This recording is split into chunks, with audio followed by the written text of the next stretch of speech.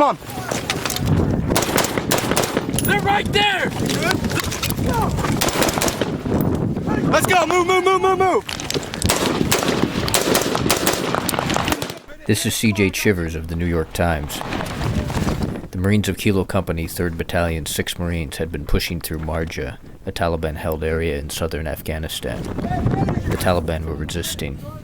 Often their tactic is to hit and run, and they aren't known as accomplished shots. But on this day, they massed and attacked 2 Marine platoons. They also had at least one man with them the Marines considered to be a sniper, which was unusual. Hey, Bennett, the tree line in between both the buildings. Look at the tree line right in the middle of that. Deep where those impacts just were. They're squirting both ways. The squirters, as Sergeant Brian Rogers, a squad leader, called them, were Taliban fighters a few hundred yards away, trying to escape across the open steppe. The sergeant ordered several Marines, including Lance Corporal Travis Vicolo, who was 20, to suppress the Taliban positions with gunfire.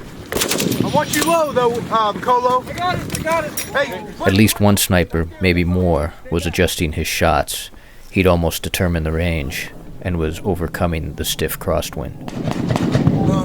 Listen closely as bullets pass overhead from a rifle heavier than a Kalashnikov.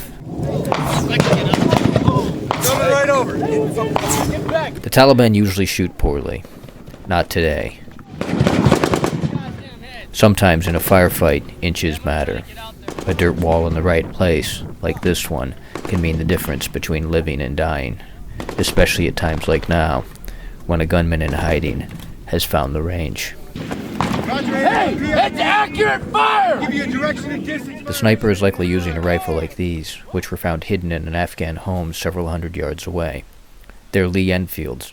One was made in 1942. In the right hands, it's still deadly. The Marines here were working on a clear,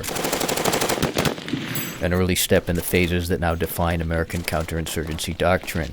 The goal was to push the Taliban out of the area so that government might be established and security transferred from American to Afghan hands.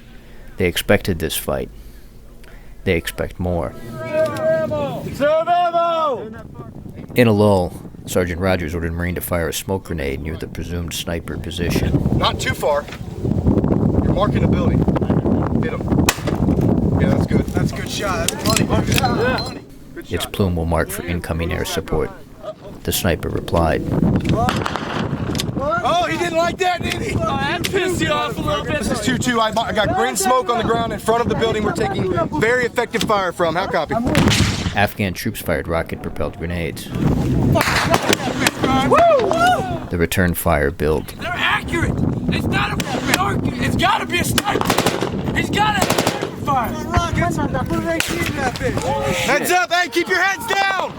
Sergeant Rogers ordered his troops back behind the wall. Get here. Peel out again. One at a time. One at a time. Hurry up, Vicolo. Hurry up, Vicolo. One at a time. They're in this building. The other little one. That one right there. Woo. That one was close. Keep your head down if you're not firing. Woo. The rounds passed by helmets. Then the cry went up. We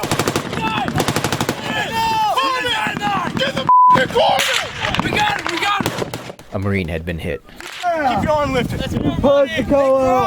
It's Lance Corporal Vicolo.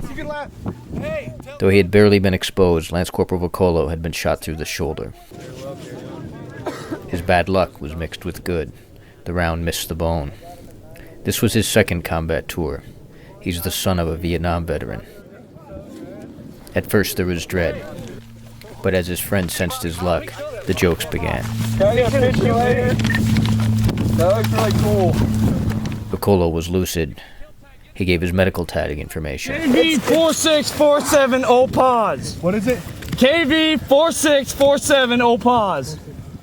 Had the bullet struck Vicolo an inch to the right, it would have shattered his shoulder joint, changing his life. 7 pause. 8 inches to the right, it would have found throat. He's okay. He's back on his gun. One instant of good fortune means little the next. After Vicolo was shot, Marines working at a distant camp fired at least one guided ground-to-ground missile to help Kilo Company's fight. The ordnance did not hit the compound from which these Marines were taking fire. It hit another, nearby, several hundred yards to the left. At least 12 Afghan civilians were killed, including 5 children. An ugly day turned uglier for everyone involved, and presented the Marines in Marjah with a fresh challenge when the fighting would finally let up. Then, they would be seeking civilian support.